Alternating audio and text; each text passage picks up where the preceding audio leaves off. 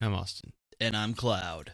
This is We Watch Movies.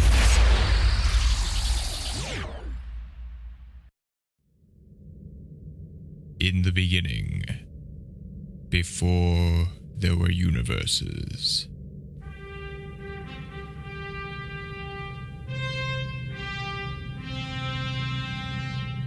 there were comic book movies.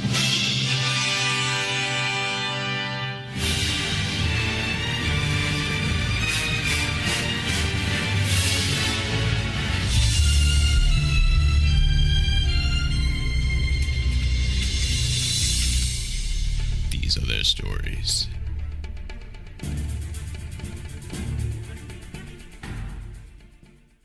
Literally.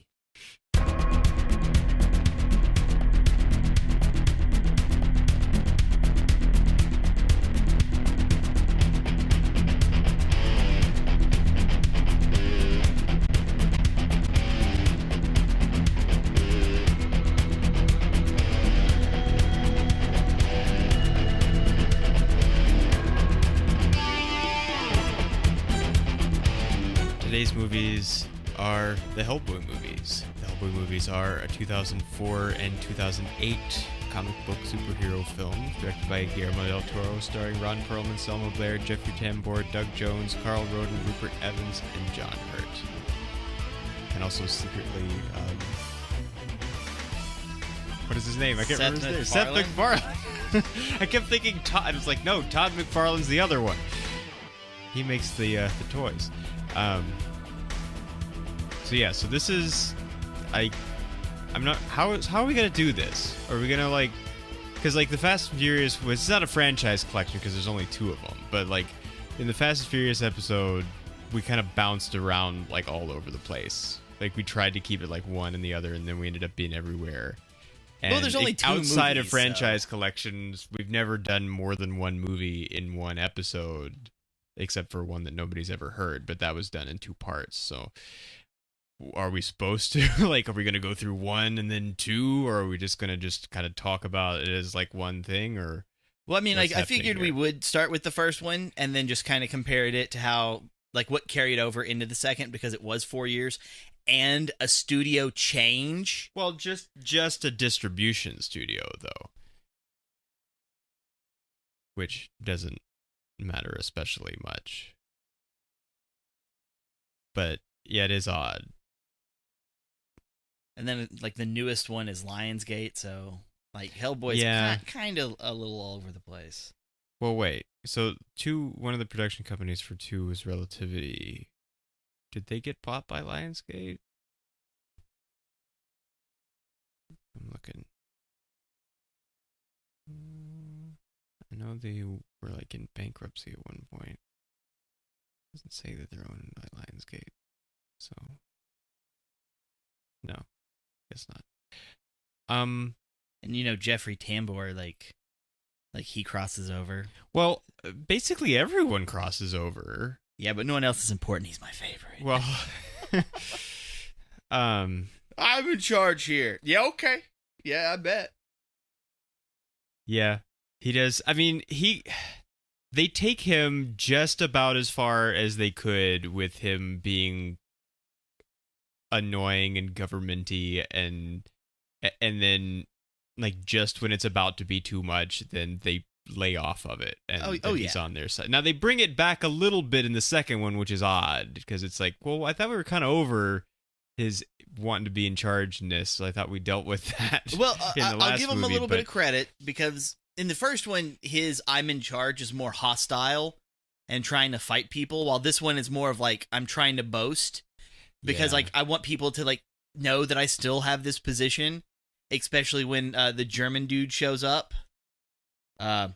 Johann. Except it's a secret position. It is a secret position. So, and I do wonder, I guess, does everyone in the government know, or is it just a select committee of Congress that knows, that has to appropriate the money? Or because he seems really concerned about his reputation in Washington, but it's still a secret bureau, and not everybody in the government knows about all the secret things all the time. Yeah, officially they don't even exist. In real life. So I do kind of wonder maybe he needs to remember that he's the head of a secret organization that is not, no one is going to be especially impressed by because they don't know that he's the head of it, which may be part of his problem because he can't tell people that why he's important, and so maybe they don't think he's that important except for the people that do know.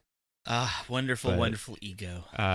Well, yeah, I mean, I guess, well, actually, no, I was going to say I did say that they almost take it too far, but then they pull it back, but that's not true, because we do get the super dumb in every movie that it happens in, and it happens in way too many.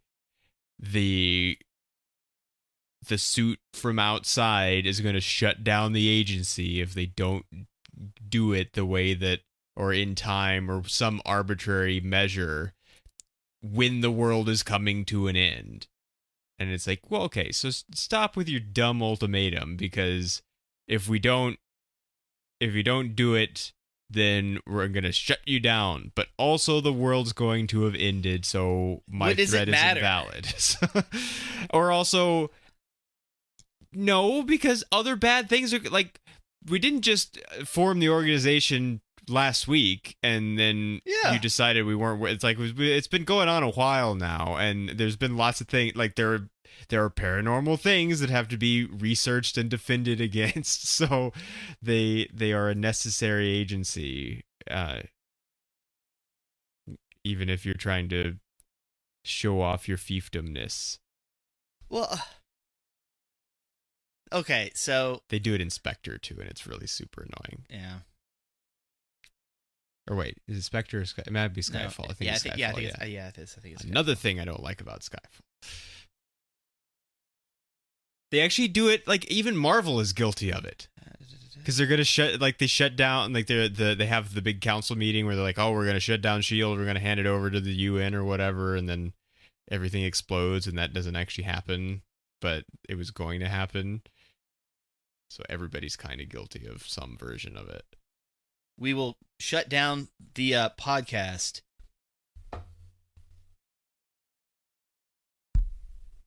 We will shut down the podcast if we don't make them. Well, I mean, what? That's, I suppose. If you do, damned if you don't. If the internet doesn't exist anymore, we will we will carrier pigeon the shit. Yeah, we will carrier pigeon. But otherwise, they're going to shut us down. Here's a cassette tape, kids. Here's a cassette tape, yeah. I mean, I don't know if I've ever talked about, but, like, I want so bad to be able to say at the beginning of the show, live to tape, like they did on The Cosby Show, but we're not recording on tape, so it wouldn't be true. But I have considered, like, doing a secondary recording on tape just for no reason except to be able to say that it's live to tape. It is live to tape. See? Here's the tape. Here's the tape. It's right here. You can listen to it. I do like that we just tell the story right away at the beginning. It's not like some secret business that eventually we're going to have fights between the characters about the secret things that we didn't know. It's just like, oh, here's the story. It's like the beginning of the movie. The secret thing of secrets. Secret thing of secrets, yes. And so then we never have to deal with it again. But Howdy Doody is real. Well, that's in 2. But yeah, I mean, actually, the thing about that whole thing that was weird is he can't actually talk with those teeth, I don't think. And so when you watch him talk, like the kid Hellboy talk in the beginning of 2, it doesn't look like he's talking. No. Because his mouth doesn't match at all. He's just kind of opening and closing his mouth, and we're hearing speech, but it doesn't look... Just make some mumbling sound. Doesn't look like like it's happening. There's no way, because he's got these big teeth. They big. Like, take your thumb, and, like, both, if you have 2 hands, take your thumb off of both of them, and then, like, stick them on your front 2 teeth.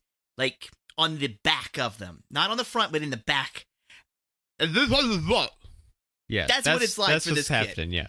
Like, it's ridiculous. But I think the issue is that you can tell that he's not really talking. Yeah. You know, it's like, I can understand, like, okay, well, they have to dub it over because, you know, the kid's not going to actually be able to say this with the prosthetic in his mouth. But it's not even close. It's really, really bad. It's like when a celebrity starts lip syncing and then it's just like, That's lip syncing.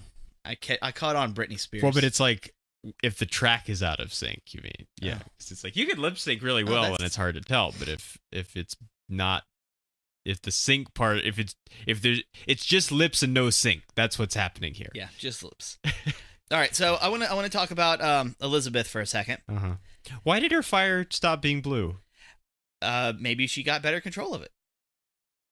Maybe, but because that's. I mean, it was always just her though. Because when she burns down the hospital, she's burning blue, but then it touches something and it burns regular fire color. So it was only just like her magic fire that was blue. But now it's not even that. Magic fire.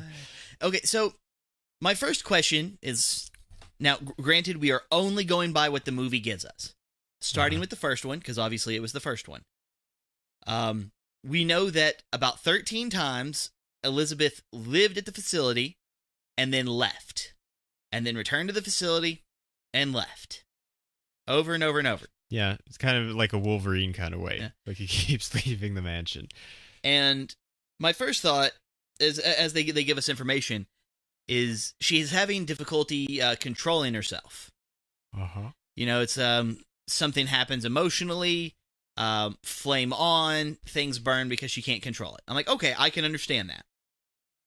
But what I can't understand is her constantly leaving, knowing that if she has an episode, it causes damage.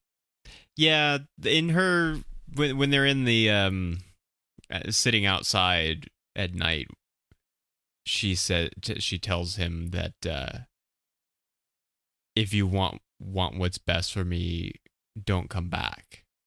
But it's like, I don't really see how being here at all is best for anything. I mean, she does also say that she's starting to be able to control it.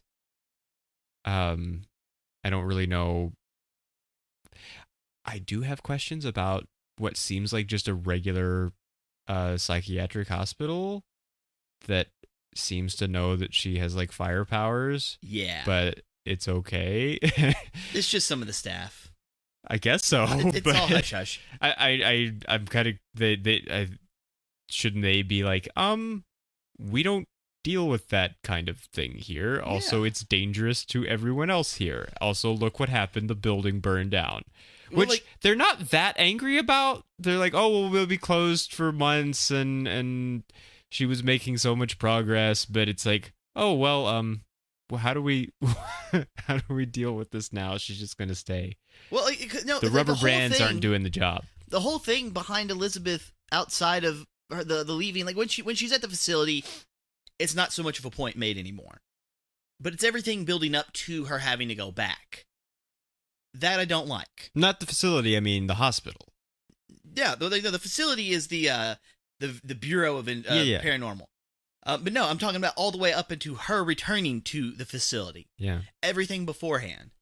And I understand that what's-his-face is supposed to be like the... he is us. He is the audience looking from the outside, trying to get things figured out. Myers. Blah, blah, blah, blah. I don't care about him. Where does he go? In the second movie, they said that he was transferred to like the Antarctica or whatever. Mm. And like, yeah, he told me he liked the cold. Like, but why? Could they not get him for this I one? guess, yeah. We have to replace him with Johan. We couldn't get Rupert Evans, so we had to take him out.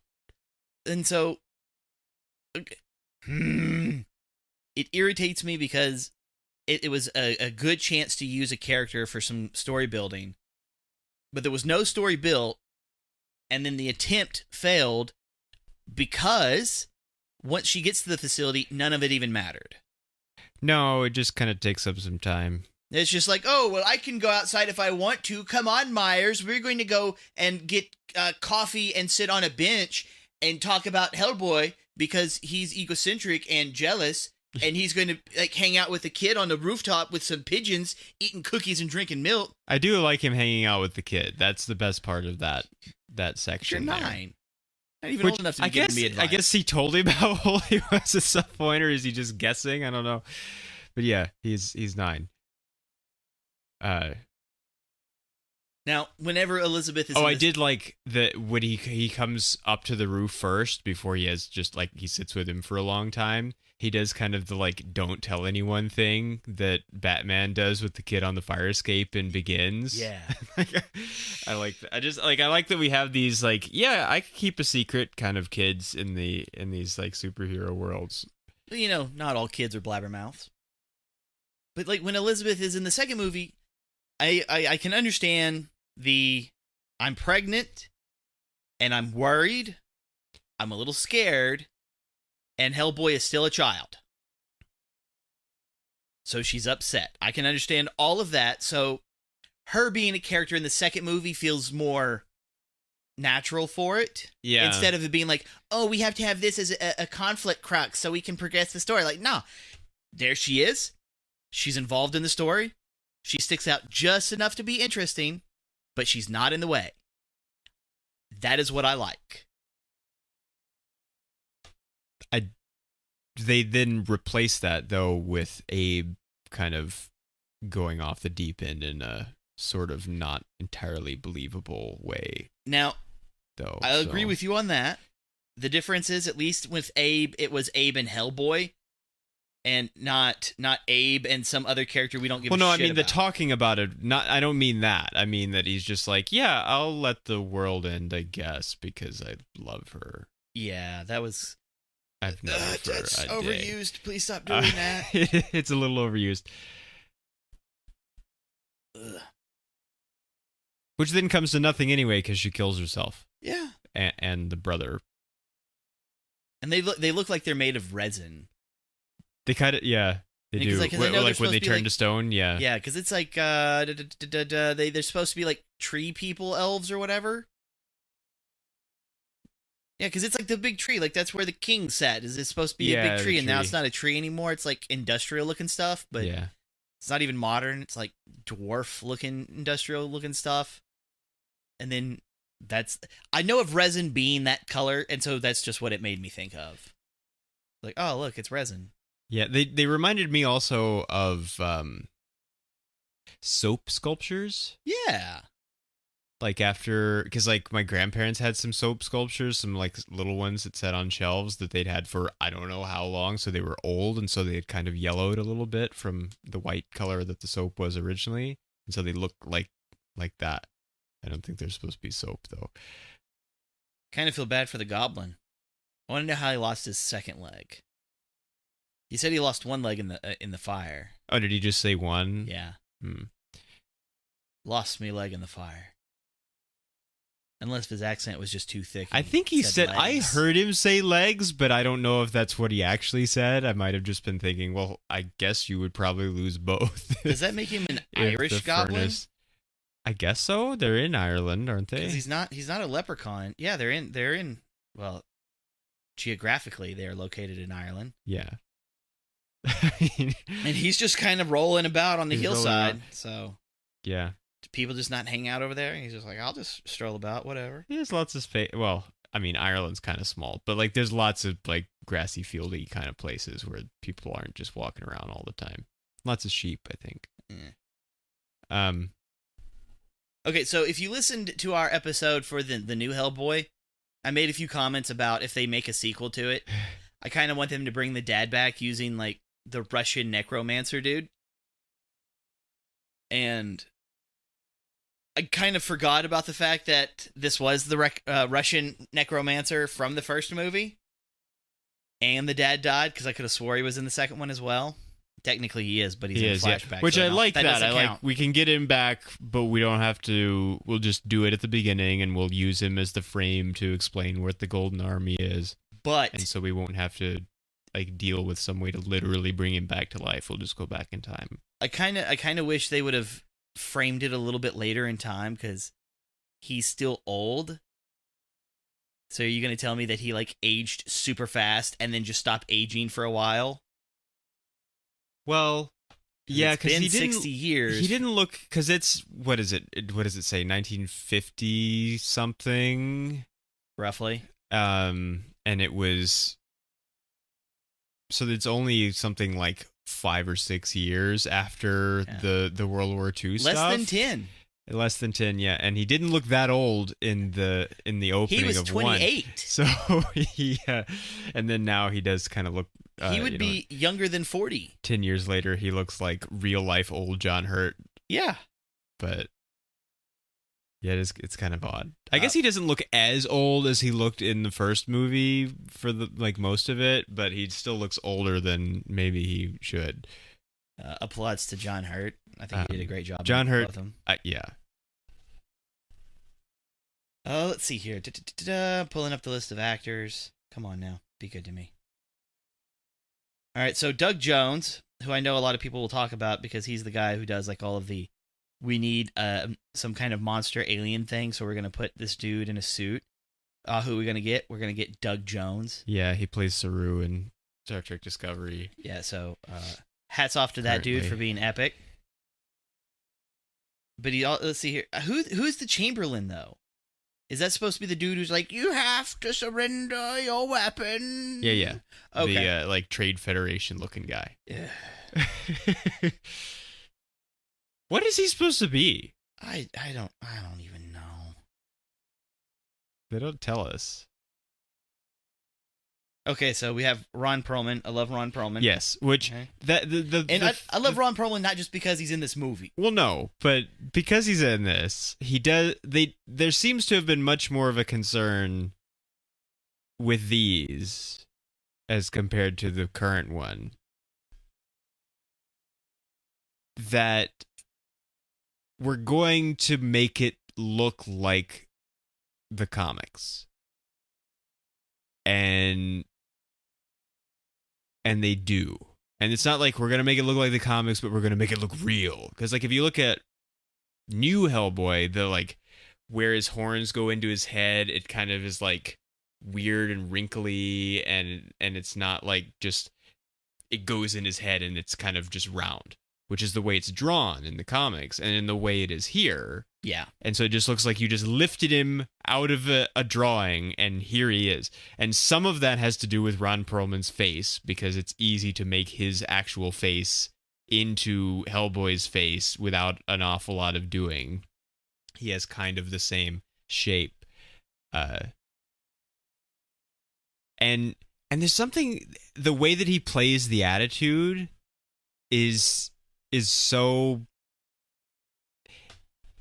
Like, remember when the Amazing Spider-Man movies came out and they seem to have mistaken that Peter Parker is supposed to be, like, witty and sarcastic with he's just a dick? Yeah. Like, that kind of feels like what they did with new Hellboy, and, like, here they were like, oh, he's supposed to be, like, 20 or something, and, like, he's got attitude, but he's not, like, just mean or unpleasant, or he doesn't just, like, fight with everybody all the time about stupid stuff, or he doesn't, like, the way, like, even just the way that he uses his tone of voice, and just, like, his entire attitude is just, like, yeah, I've got this kind of attitude because I'm Hellboy, and you expect that, rather than it just being, like, he's just kind of unpleasant to be around, and you don't understand why anybody would spend any time around him. Well, no one really does. Well, no one really does, but that's his choosing, not theirs. Well, see, okay, so he doesn't want people around. At least in the first one, he kind of seems to get over it, and he hangs around with people a lot more in the second one. But like new Hellboy and old Hellboy, whenever people were asking him about, like, okay, well, what was the inspiration? What were you trying to go for? They both said that they were supposed to be like kids. Like, we're supposed to be angsty teenagers. I'm paraphrasing. But that was the goal.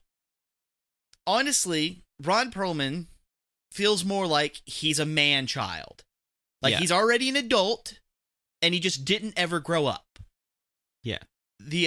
Which I think David? I think makes sense, because he is, like, 65. Yeah. And so he's been around. He just hasn't matured as much as he would have if he was a regular person.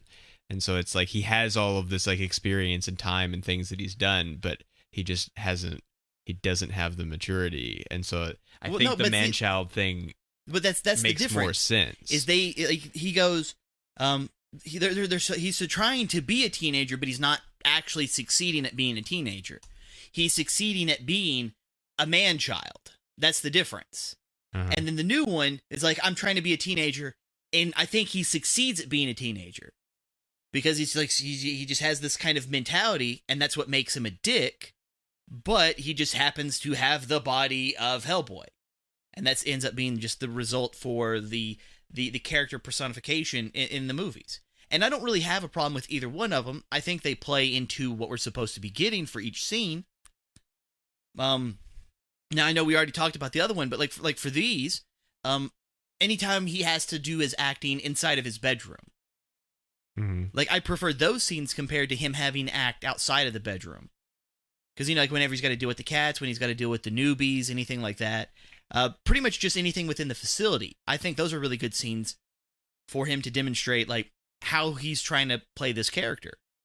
But, like, once he starts stepping out and he's like for the second one, whenever they're fighting the Tooth Fairies, and he stands by the window on purpose, and he makes the little one-liner, like, I understand where they're coming from, what they're trying to do with it, but I can't appreciate it as much as, like, in the first movie, whenever the new guy shows up, and then there's Clay. Isn't that his name? Clay or Clint? Something like that? And he's trying to, like, give him the lowdown, and then he's just standing over there menacingly, be like, haha, new guy, time to get initiated. Like, little silly things like that. Because, like, I feel those do a better job illustrating the character compared to, like, the motivations. It's like, oh, I want to be out, I want to be seen, I want people to know about me, compared to his interactions with the people that he does know, and that do know him. Which... is that maybe just they decide to do we're going to let people know that it exists at, like, midway, so that we don't have to deal with, like, so we can have bigger things happen out in public and not have to justify how nobody knows? Because they somehow got away with it in the first one, even though it's like some kind of big stuff happened in public. But I mean, they kind of run through the street, and he runs by and he says some Halloween costumes, right? And so I guess we're supposed to believe that works, but maybe it does. Well, maybe it does, but it could work. I mean, I guess the building exploded, but it's not that much different than, like, he's still out in public. Yeah. I do really hate the scene where he kills the, like, forest thing, and suddenly everyone turns on him, because that's another one. It's the shut down the agency scene for the second movie. It's the other just super tropey, just always makes me frustrated whenever it shows up. It's just like, because there's no, like, when they do it in the first Spider-Man movie, by that point when he's standing outside and he's like, I can go in and save the kid, or I can stay here and let you arrest me. Like, the newspapers have been propaganding the public that he's bad all this time, and nobody knows any better. But there's nothing really like that here. There's nothing setting it up. And him killing the monster, I'm not even going to connect to the people turning on it. Well, no, not that. I mean, it's at the end of that sequence. Well, it just happens at the same time. And what they do is they use the kid, because for some reason he couldn't hand the kid off when he was doing it. Like, they had to involve the kid, and they use the kid to perpetuate this thing for the conflict. And it's dumb, and I don't like it either. But he saved the kid. He did save the kid. And the mom comes over and says, what did you do to my kid? And it's like, kept it from dying. Yeah. So Liz can go ahead and just fire all of you people, because none of you are, like, you're just not, like, you're all people that are like that right now. And so it's just my issue is, you hand the kid over because you know it's her kid, she's coming for it. Yeah. Don't talk to her. Just hand the kid and walk off. Ignore him. You're not there to shake hands. People are already yelling at you. Take a hint. Don't stand around. Liz, move your ass. Agency, we gotta go. But no, we're gonna stand here, and I'm gonna No, this is not good for story. This isn't entertaining. It's dumb. And that's part of this problem. You know, like, why would you want to stand there and then try to defend the fact that, oh, well, I saved you. Just leave. No one's going to make you stay. Freeze, lady. Like, no, just walk on by. You got federal agents all over the place. Yeah, which is part of what makes it so dumb. Yeah. It's just like all the cops pull out their guns and nobody says, we're the FBI. calm down. Yeah. They like the scene goes on like that as And if it's that's why okay, it's and dumb. it's really dumb, and I really like. And for like 10 minutes after that, it's not until they actually like really get drunk that like I like the movie again, Yeah. because the whole business with Abe and I guess when they sing together is okay. Abe never drank anything. It's not. It's not. It's just like you were doing really well, and then what is this? And it's just not. It's not okay. Yeah, it's because if you pay attention, Abe never drinks anything on camera because he like puts it up to his face, and then that's when like he'll pull it away to say something, and Hellboy's already drunk, so he doesn't notice either. And you witness it because right when Liz wakes up, he goes from drunk voice to completely sober voice immediately. Yeah. And I'm just like, body a temple, go for it. But you know what? I'm gonna need a beer for that.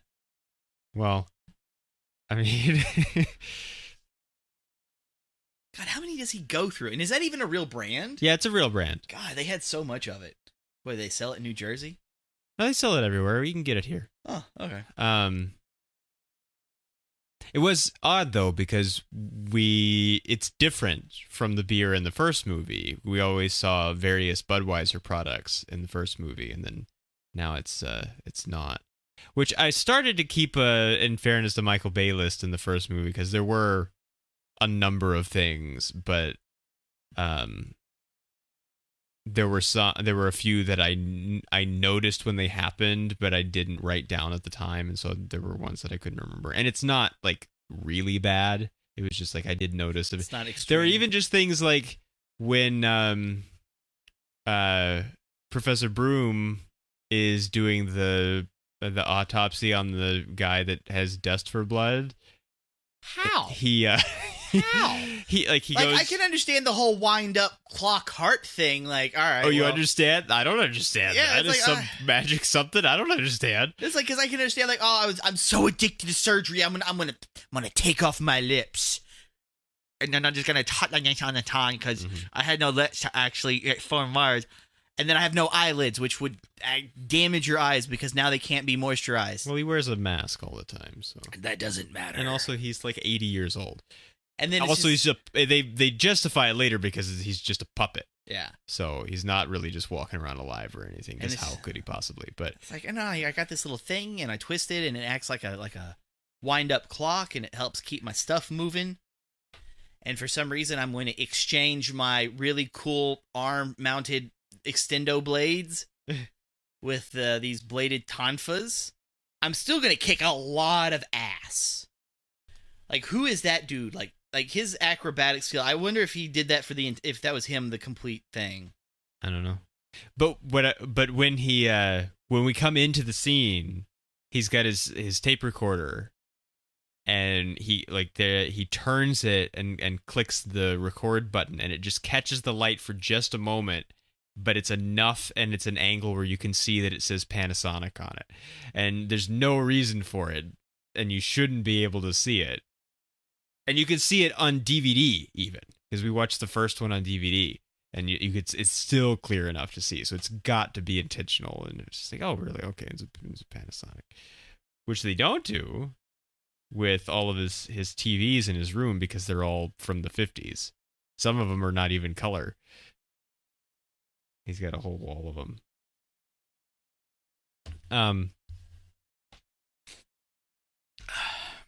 Let's see here. Pulling up notes.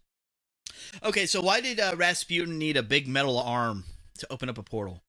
He's supposed to be a necromancer. Like, when did necromancy require machines to open portals? I don't know. We don't even get like a cool little by fusing magic and technology together. Like, no, it's just like, open that box. Put the stuff in the box over here. Hand me the metal glove. It's gonna look like Hellboy's arm, but for some reason I'm gonna like stick it out and like magic finger like in a direction in a portal. Like, what? Why? Okay, fine. Like, I know the story doesn't need an explanation for it to make sense for like a story progression, but I'd still like to know just for general purposes. And then like it's raining the whole time. It is. Yeah. Like, something's got a short circuit. Like, we just got, like, it's the 40s, for Christ's sake. You know, they have this, like, these machines that are like, oh, this is going to make electricity for us, and it's just going to rain on top of it.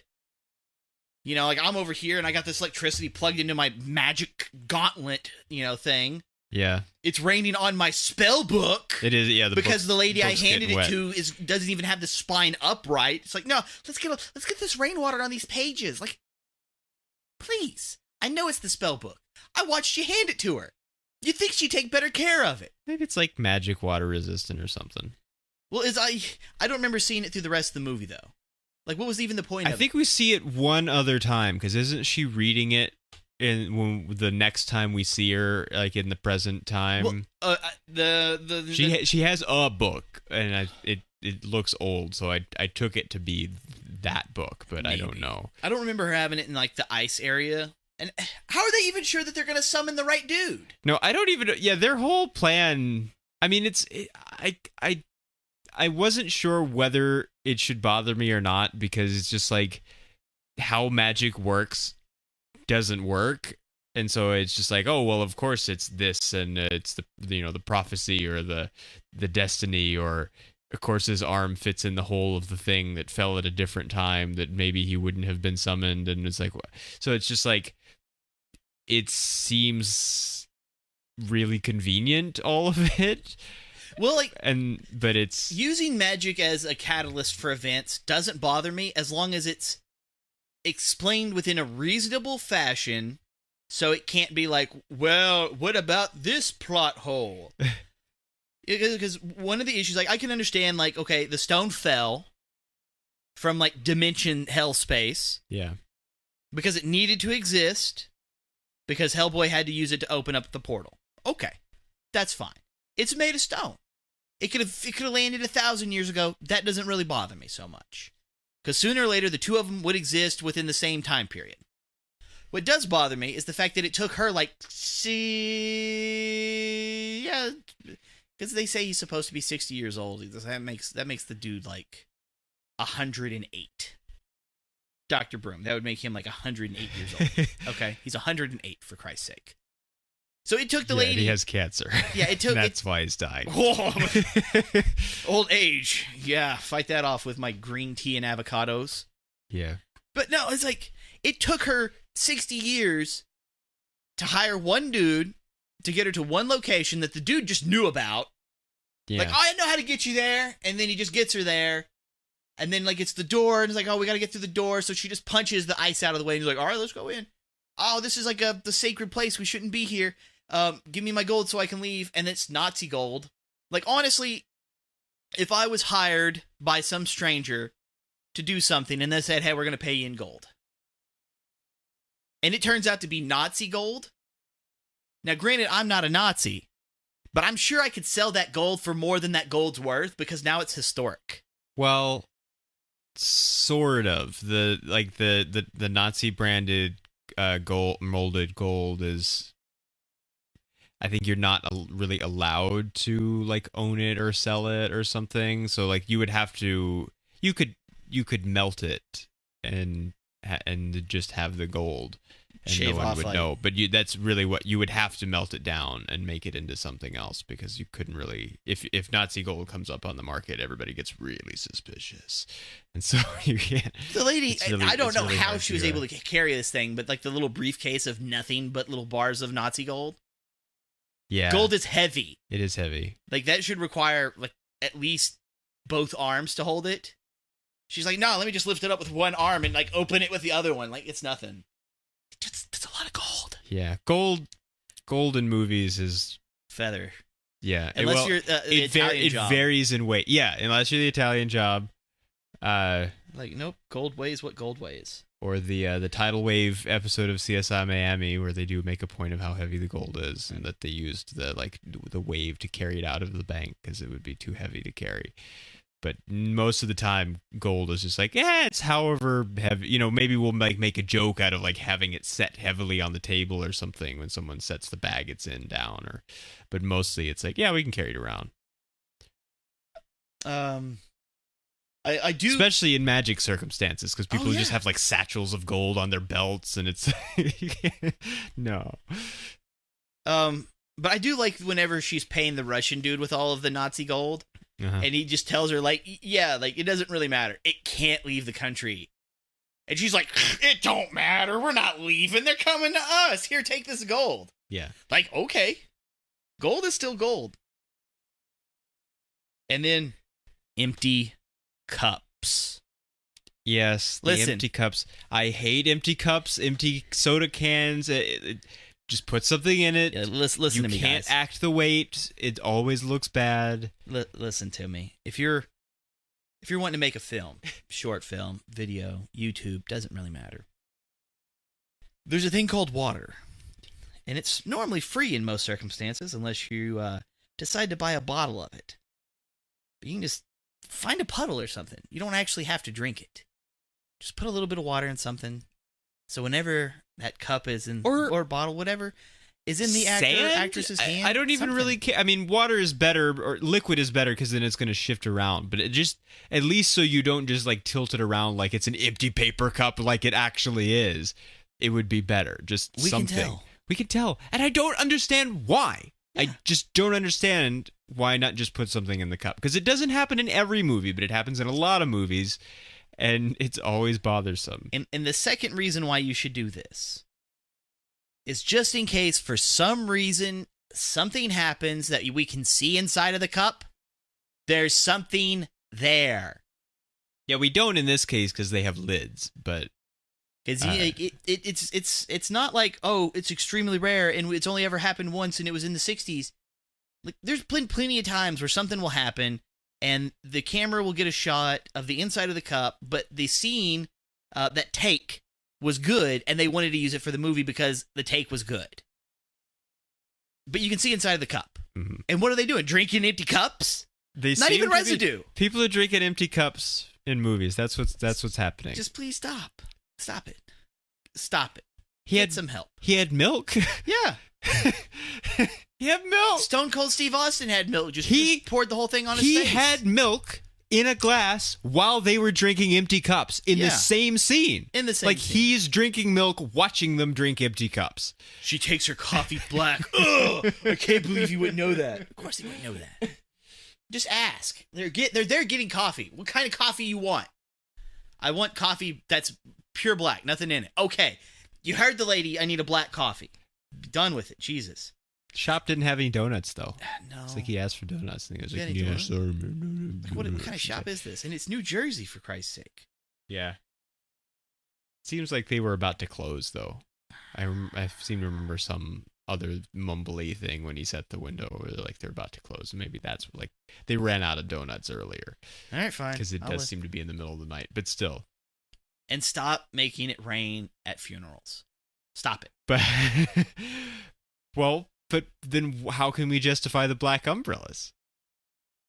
Like that's why they do it. Is because the umbrellas is an iconic piece of imagery that everybody wants to have in their movie. And if everybody's just standing out in the sun with umbrellas, it doesn't look as good. You can go and watch the first Tobey Maguire Spider-Man movie when they're at the funeral with Uncle Ben.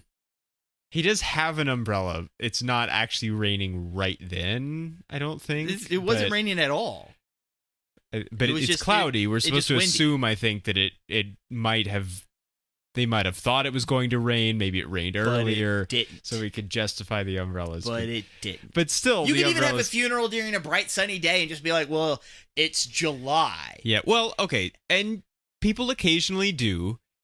In the Fast and Furious movies, every time they have a funeral, they don't have the umbrellas. It's usually daylight, so not everybody does it. But it is really commonplace. Stop it. It's dumb. All that black. All right, so he likes cats. Yeah. But why would he use a toothbrush inside of a jar of cat food? Or a can of cat food? Iams brand cat food, too. Oh, yeah, see, there's another brand. Yeah. But why? It doesn't make any sense. I don't know. I don't know. And she's on fire, literally. And she like makes the room explode to the point that the vaulted door blows off. You'd think like the wall that has the elevator there beside it would have collapsed first because it's thinner. Or the fact that cats would have died and the comforter over the bed's not going to save them. The cats would have died. That's not how that works. It doesn't make any sense. He's got a whole bunch of dead cats in his room. They're all dead. Okay, so he could survive fire. He's from hell. That's fine. But like the cats, man. Yeah, or there is a place, Broom tells the frightened soldier guy. Dead. Yeah. Dead. They're dead. Now, I like how they come back to the cats. Like, yeah, okay, I like cats. First movie. Here you go, kitties. They're all over the room. Second movie. And then the troll-looking thing, the grandma, like, those were some dope hats. Oh. With, like, magic binocular things. Like, those were, yes. Yes. Totally would wear one of those. With my Doom Doctor beak thing. Absolutely. Totally wicked. But, like, that interaction was hilarious. Like, you could see me? Like, yes, I could see you. Even if I wasn't wearing this thing or not. Like, I could still see you, Grandma. Yeah, you just didn't look walk like up Grandma. Like, I didn't walk up and say, hey, Irish weird troll lady thing. Yeah. Like, no, it's Lucy. Come on.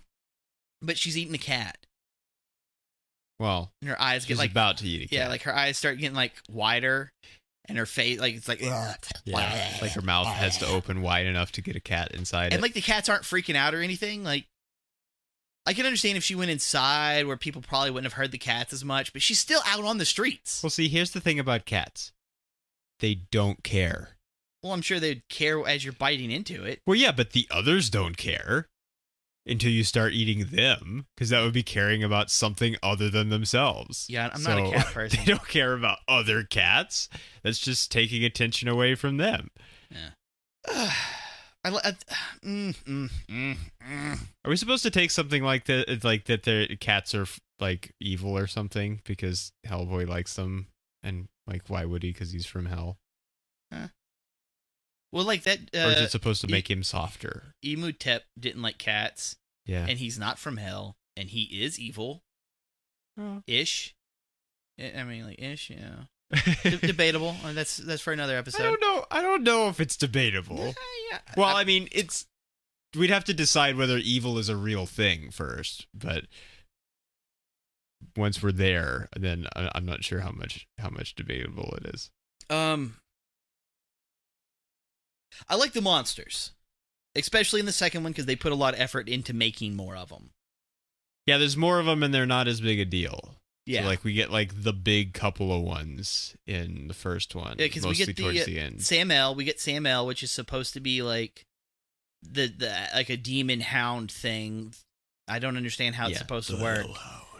Because whatever. And then we get the Eldritch horror. Falls, two shall rise.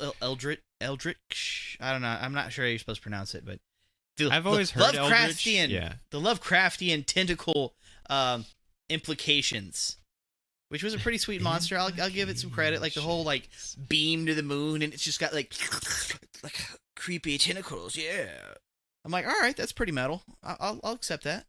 It's real easy to kill. I mean, I say it's easy to kill. Some grenades. Just some grenades, which is actually something that is through like both movies. It's always like we're gonna have a difficult time for a while, and then we're gonna figure it out, and then we're gonna kill it real fast. Yeah, it's like we're gonna shoot it in the head. Yeah, we're gonna use the fire. We're gonna use the grenades. Yeah, and so it's like we're gonna figure it out, and then it's not some kind of super difficult, convoluted. The seventh son of the seventh son has to have his pinky cut off by the elven blade, and he had to like be buried up to his neck in this sand that was red because of all the blood of angels who died on it, and only this one man carrying this one bow and arrow has to lose his eyes before he fires it, and God will like guide it. Like, nope, grenade. Yeah. I mean, that's kind of what it's like in the new one. Yeah, it's a lot more convoluted, a magic kind of thing. Did you know Arthur had a child who slept with a Satan creature and gave birth to you? Excalibur! And it's like, You're the new king of England. What? They do kind of treat it that way in the first one, where they're like, it's gonna be really bad and the world will come to an end, and then it turns out, it's actually not that bad once it comes time to deal with it. Yeah, like he turned one thingy and then he's like, I'm gonna have a burn in my hand that's a cross, and I remember my father. And I guess it breaks the thing. He does have a remember who you are moment. Mufasa? Which is the actual line. He doesn't do it in the Mufasa voice, but it's the same thing that he says. I wonder how much you'd have to pay to say that in a movie. I don't think you could. I don't know that that's something you can own. It's a kind of a generic phrase.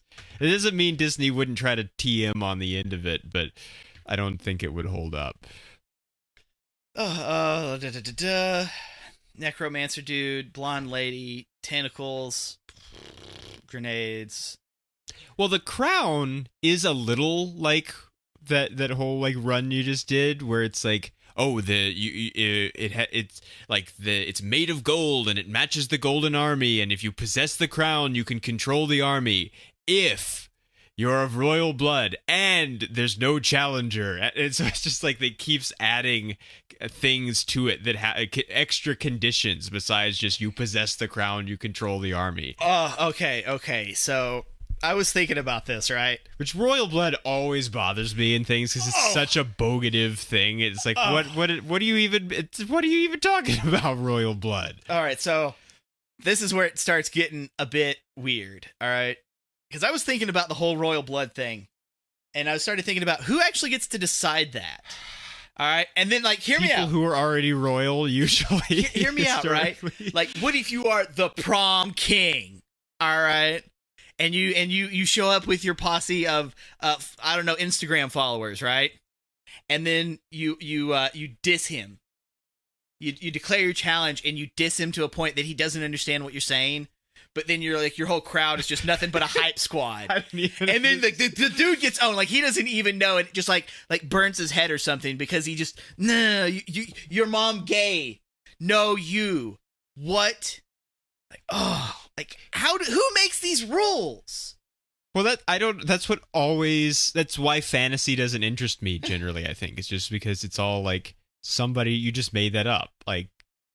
And it like you said, that's how it works, but why? And why is it like the seventh son of the? It's like, but it's so arbitrary usually, and and how are you going to prove the other guy wrong? I don't know. It's like, because magic knows. It's I'm the mayor of New York. 1,000 years of darkness. It's like, well, why? It's actually only 964, but 1,000 just sounds better. Oh, but that's crazy. Abe gets wrecked. Hard. Yeah. Poor Abe. I love Abe so much I like that whole, I'm really smart, and I'm not really socially awkward. I'm going to run around in my underwear. But it's okay. I'm a fish guy. Yeah. What are you doing? I'm just reading. He runs around in his underwear a lot more in the second one without his breathing neck thing. He's just hanging out in the library for a real long time, just listening to music and reading things. And because it seems like in the first one he can only be out of the water for not very long, because he's reading books from inside the water tank and he's got his apparatus thing on, and we do see him not have it on for brief moments here or there, but mostly he's either got it on or he's in the tank, and it's not as big a concern in the second one. But it's like, okay, so we know he's going to follow the princess because that's got to lead to something. And then, we see Wink behind him. And then they go inside the same thing that's in the first Harry Potter movie. It's a bank or whatever. It is a little Gringottsy, isn't it? What is this? Just let me just smash this open with a key. It's not even like a lock or something. He has a key in his hand, and he just walks up, and he just goes, whack! And the thing shatters, and he just reaches in, and it's a cylinder. They're like, oh, yeah, your dad left you this. Yeah. Here, get out of here. It's a little Aquaman-y. Yeah. Which I guess Aquaman is a little bit Hellboy because this was first, but like, come on, Abe. Like, we know you can do like the hands up mime looking thing and find stuff. Just which he basically doesn't ever do. Just like you could be doing that, you could find everything. And he seems to do it with her.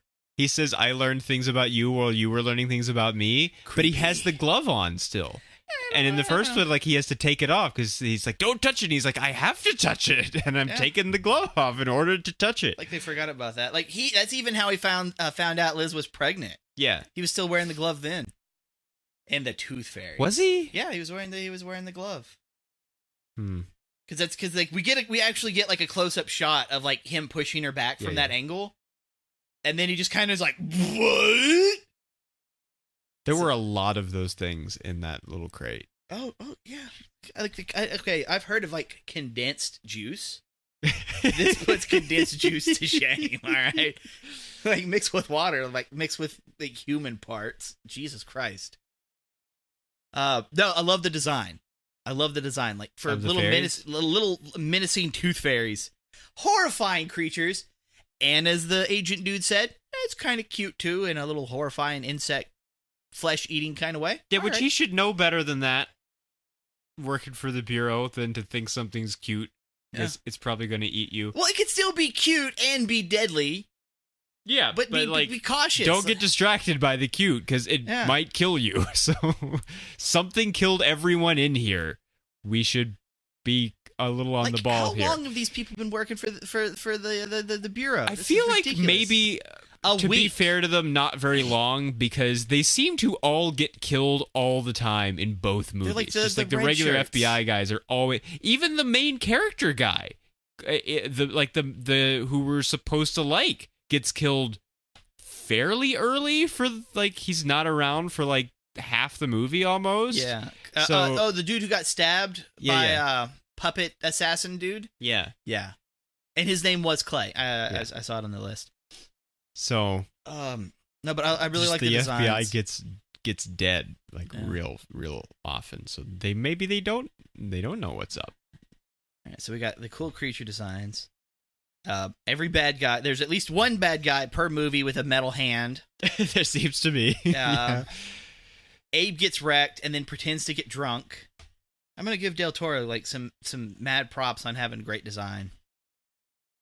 Well, it helps a lot too that they seem to have like Mike Mignola is credited in both as like a visual consultant, and like in the second one even he's like credited with the story along with Guillermo, and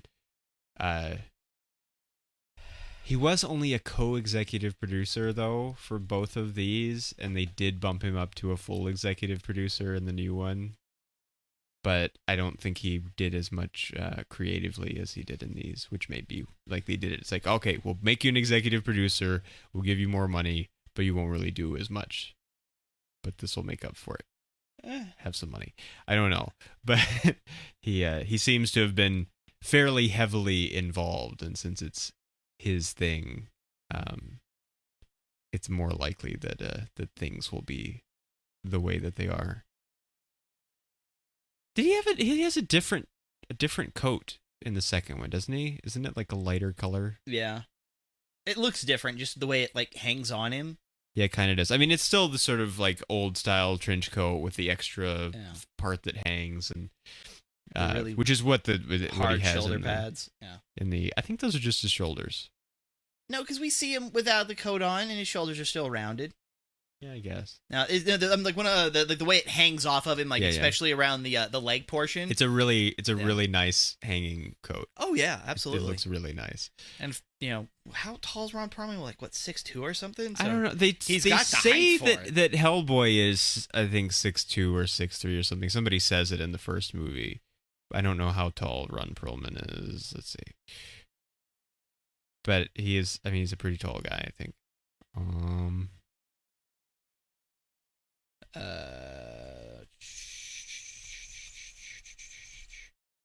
I think they've got him in like tall boots too. Okay, he's supposedly 6'1". Oh, that's close enough. Which is tall people squad. Yeah, I mean it's not like I feel like he does have tall boots on though, because he's he's taller than other people by more than, because like 6'1" is like a reasonably tall guy, but it's not like he's a really tall guy. Yeah. And Hellboy's a really tall guy. So all of the costumes and the makeup and everything is really good in both of them. And all the designs of everything, like you said. Even the grenades, like the grenade belts and all the equipment and everything. Well, I feel like the first one had a much smaller budget. I don't have the exact numbers, but the movie feels condensed, a bit compressed. The first one? Yeah. Even though we watched the longer version of it? Yeah. No, but when I say compressed, I mean more on we're only at a few areas, and what we see of those areas is very minuscule because we're so focused on the characters, and then the sets that we do get to see a lot of normally would be the the subway area. And abandoned subway area, which I was so disappointed that they didn't title card in the second one, because it totally is. And then they proceed to title card everything else, even giving us what time it is. Yeah. And they don't do abandoned subway area, and they do it 3 or 4 times in the first one. All right, so what happens is Rasputin Necromancer dude has these Samel hound dog things, and they're in the subway system, and it says when we go there, it says abandoned subway tunnels, and then right when it says that, a train just drives right by. Yeah. All right. Okay, that's fine. I don't really understand how this is abandoned when trains are still coming through it. Well, I think it's this the station part off to the side is abandoned, which is true. There are several of those in New York where the trains still go through the tunnels close by, but the stations are all walled up. And then in the second one, when we see the prince and he's doing his I'm underground kung fu training with my sword spear thing. And it's it looks like it's almost the exact same location, but with a big spotlight just pointing straight down. It does, yeah. And then that would have been perfect just to say abandoned subway tunnel and then have the train drive by, because the train did drive by. It did drive by. It's almost the same shot with just different people. Come on. That was golden. You could have done something good with that. 66 million and 85 million. So it's still, both of them still kind of cheap. Yeah. Compared to, it's 2008. How much did, let's see. Now, I'm not going to say that Del Toro can do no wrong. No. But I'm going to say, a lot of these movies. Well, I won't say that he can do no wrong because he made Pacific Rim, so. Which I know you like much more than I do. Let's see where it's bam right here. I'm trying to pull up a list. Oh, come on now. But if you take The Shape of Water, Crimson Peak, which I haven't seen yet still.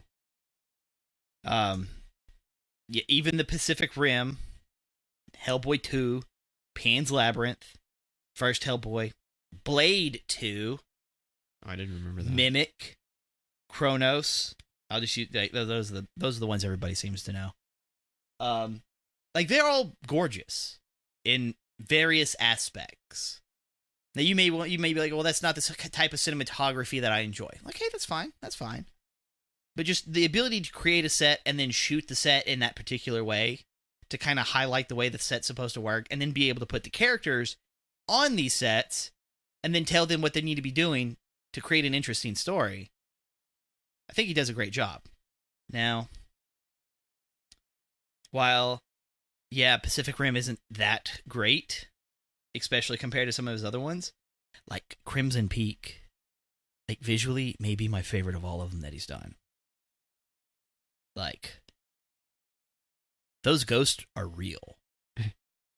Oh no, they look like CGI. Look how good the CGI. No, that's a lady with prosthetics and a whole bunch of makeup. And they lit that and hung her up there, and oh god, that looks good. We have to give a fair amount of credit to Guillermo Navarro also, which is his cinematographer pretty much all the time. Yeah. So yeah, he's probably equally responsible for the Well, someone's got to take the shot. The Del Toro look, as Del Toro is. So it's the both Guillermos are making things look good. So just comparatively, for the second one, which was 2008, the 2008 Incredible Hulk movie was 150 million, and Iron Man was 140 million. So almost twice as much as what they made Hellboy 2 for. What was their what did they make? Well, Iron Man made like almost 600 million, and Incredible Hulk made 260 something million. Hellboy 2 made 160. Wah, wah, wah, wah. Which is still, it made like twice as much as it cost, but which the first one didn't make twice as much. I mean, it cost 66, it made 99. So it was I think all of that is domestic also, but it's so it's not huge money, but people liked them. So, oh no, 99 is, that's total worldwide. So yeah, so not giant money, but people liked them, and so they've got, or liked the first one, and so then they got to make a second one. And it also helps that it doesn't cost $150 million to make one. It only costs $80 million. So it's not as big a risk. And probably, it's 4 years later, so it's not as much more just because of passage of time. Even in the first one, though, there's not like, that's terrible CG, what is this, I can't believe this, kind of things as much as you might expect for that time. Yeah, for 2004, yeah. 2004, it's really good. It's really good. Even though I know we say like no one has any excuse after 1993 anyway, but still. Why was like little Howdy Doody era him, like one of his horns was broken, and the other one, like, he wasn't cutting them yet, but like one of them was there and one of them was like cracked halfway off. I don't know. Because he's just like doing kid stuff and getting hurt. I don't know, maybe. So it's supposed to be like the bandage on the knee kind of imagery, but just for Hellboy. Howdy Doody's not real. I do like that he gets to say the Tooth Fairy is, though, or Tooth Fairies are, though. Yeah. It turns out. I like that he gets to use that almost as like he gets to swear without having to swear. Yeah. Because he gets to use Howdy Doody as the punch to the realizing that this was real. That it's the Golden Army. Howdy Doody. So, I like that. Yeah, that was classy. I like them being creative like that. Yeah. I know it's what is it really foreshadowing if it's so incredibly obvious that our intro is like, no, it's not. It's not like, foreshadowing. Like it's just exposition. Exposition. But it's fine because it's framed in such a way that it's okay. Well, it's good exposition. I'm glad that they spent the time on that, because I was worried at first that, because we get text on the screen and it's like in the war and the Nazis and they summoned a thing, and I thought we were gonna have to like do parts of like see the scene again. Like, wait a minute, and we're gonna have to tell the story. It's like we're like, just in case you didn't see the first one, here's the beginning of the first one again. But they didn't. They just did it in a few screens of text. And I always do like when they use like the typewriter kind of sound, and you get to see it spelled out as someone reads it. It's like the 50s. It started in the 40s. Just hearing like that in a world. Nazis summons the devil, but gets Hellboy instead. He is like, he's got some really confused mythology he's got to deal with though as a kid, because like he doesn't think Santa Claus is real, kind of, but he thinks Howdy Doody's real. Yeah. I mean, I guess Howdy Doody's on TV, so you can you can see him, and maybe he's never seen Santa Claus, I guess, but Well, like I didn't have a chimney when I was growing up, so like the whole No, concept. I didn't either. Yeah, the concept. Never Oh, he's had gonna a come down the fireplace. chimney, and I'm just like, but what if you don't got a chimney? Like, oh, he comes to the front door. Well, that's How does he come to the front door? That's what's neat about the Tim Allen movie is it does away with that. It's like, Yeah. well, if you don't have a chimney, it'll turn into a chimney. Yeah. Like, all right. So it'll be fine. Well, I remember being a kid and watching that and just being like, oh, okay. Yeah. That explains everything. I'm set. It is a little bit of the generic magic speak where it's like it's 70 times 70 soldiers instead of just a number of soldiers. Like, did they not know how to count to 4,900? Like, was there... It just doesn't sound as magic. 4,900 is pretty magic on the battlefield when you're constantly winning. Yeah, but it doesn't sound as good as 70 times 70. I want 70 times 70 bagpipe players to play the Howdy Doody theme as my golden army is just chopping down these people. I guess you actually could do. It's like, could you do that? Yeah, I guess you could. It's pretty simple, I guess. And then I want a small boy wearing prison stripes playing the drums. He has to stand at least 3 feet behind me and 2 feet to my left and stay in sync with everybody playing the bagpipes. It would be absolutely ridiculous. But then again, there I am with like the crown and the weird hat thing with the magic binoculars and the Doom Doctor. It's already ridiculous to begin with. We can't go any further. Kind of ridiculous.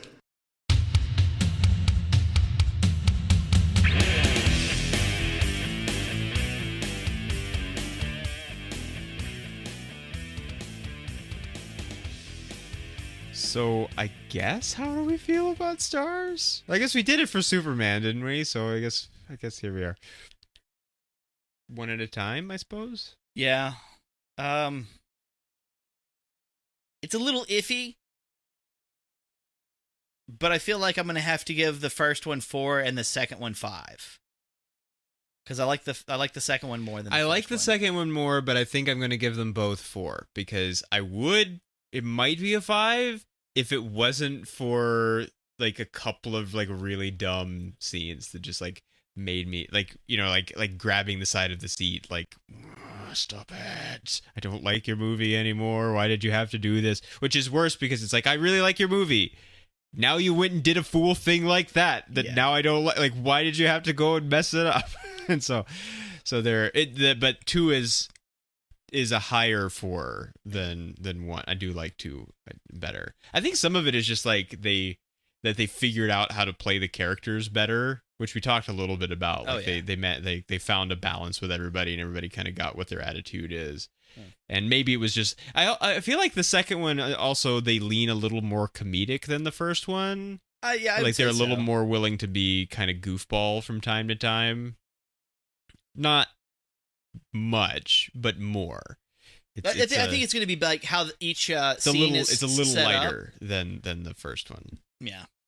Which the beginning of the first one is really dark. Yeah. Like just like looking at it, it's really dark. Like it's not like Mandy dark, but it's dark where it's hard to see things sometimes because it's dark. Yeah. And it's all like blue and weird, which I guess is because it's just moonlight or something. Weird. It's like moonlight. it's super fast. It's just like 3 shades off of black and white almost. Yeah. It's see an a little interesting bit of blue, thing. and there's like James Cameron over there with like a gel, being like, "Come on, guys, you need a little bit of color. Come on." Yeah. Now, okay, so I kind of want to jump back to the whole it's an elemental god of earth kind of thingy. I like the scene of them having to fight it off. I don't like the fact that they try to use it as a emotional kind of like. Oh yeah, have to- that's dumb. That yeah, was another thing that was dumb. That, I'm going to kill this thing, and it's your fault for summoning it here, knowing I'm going to have to kill this thing. This dialogue is dumb. I kind of want to like forget about that whole little dialogue. That whole Just part. Shut up, move along, mute the movie, whatever. And then the only other real complaint is at the very last shot after he finds out that it's going to be twins. I want his face to have a more emotion to it, Because, like, I almost feel like he's supposed to have a look of... Well, and they freeze frame on it. I don't know. It's like... Because it's difficult to tell what he's supposed to be feeling. Yeah, I'm not Whether sure. it's supposed to be, like, joy because he already knows he's going to be a dad, and he's already building up, like, oh, we're going to do this, and this is going to be great, and I can't wait, hooray. And then it's like, it's going to be twins, and so is it supposed to be like, oh, no, twins? And like, I kind of want like a more... I don't think so. It's not that. It's not that extreme a reaction. But it's like, I either want it to look like he has a positive emotion or a really extreme kind of like bewildered emotion. Because what we get that freeze frame on is just kind of like, meh. Yeah. Like just holds one hand up and just like shakes head. Okay. Okay. Like, no, give me something more. Like it's the very last shot and you're freeze framing it. Like, give me one or the other. Like, show me an actual reaction, not a deadpan, please. Choreography was great too. Yeah.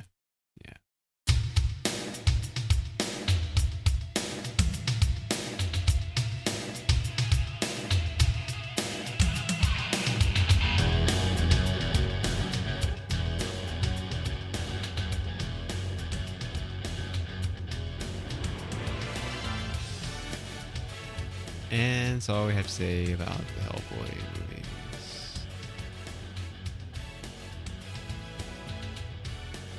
We'll see you next time. Later. You ain't nothing but a hound dog. Kind of ridiculous. I was thinking of the I can't smile without you thing. Track 8, yeah, you're in love. You're going to need a beer. Hands beer. But my body temple, drink it. Okay. Never drinks it. Ah, you clever bastard. Opens locker door, just nothing but beer. Wide shot, just beer on both benches. My God, what is their beer budget? Jesus.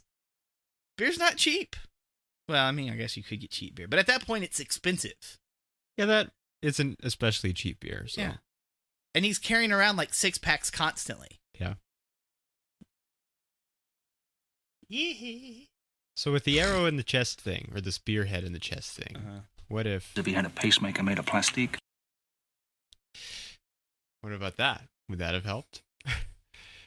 Then you should just leave. Then maybe you shouldn't be living here!